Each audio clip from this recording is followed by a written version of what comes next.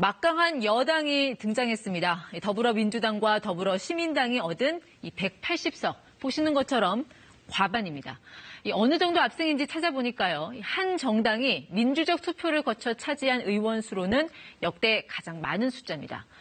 민주당 내에서는 꿈의 숫자라는 말이 나왔고 이해찬 대표는 100년에 한 번 있을까 말까 한 수준이라고 언급했습니다.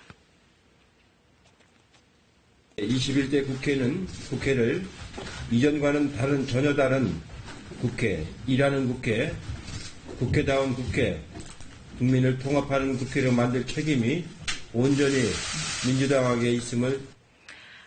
네, 이 민주당에 쏠린 압도적 표에 상대적으로 더 초라해진 건 미래통합당만이 아닙니다. 정의당 6석, 국민의당 3석, 민생당은 0패를 당하며 원내에서 퇴장했습니다. 어제 국회에서는 정의당의 선대위 해단식이 열렸습니다. 이 당 지역구 후보자 중 유일하게 살아남은 심상정 대표, 당원들과 총선 후보들을 향한 메시지를 읽는 도중 수차례 심호흡을 했습니다.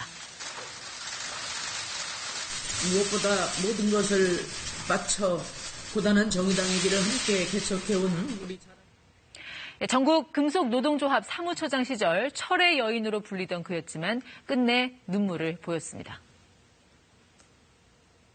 우리 자랑스러운 후보들 더 많이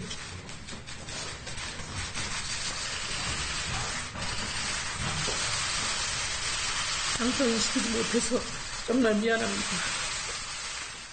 보신 것처럼 여당과 야당이 받아든 21대 총선의 성적표는 극과 극입니다. 180석을 확보한 민주당은 앞으로 21대 국회에서 그럼 어떤 힘을 갖게 될까요? 먼저 원내 일당으로서 본회의 개의와 직권 상정 권한을 갖는 국회의장직을 차지합니다.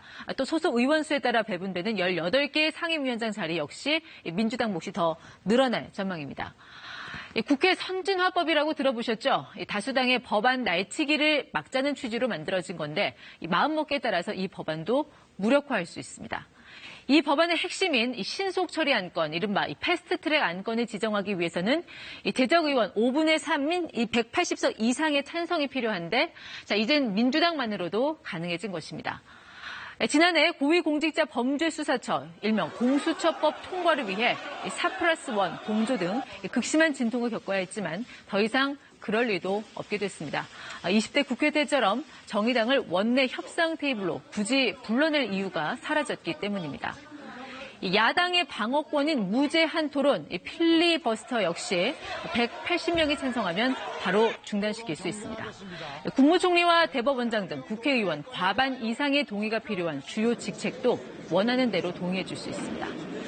사실상 헌법을 고치는 개헌 빼고는 모든 것을 할 수 있게 된 셈입니다.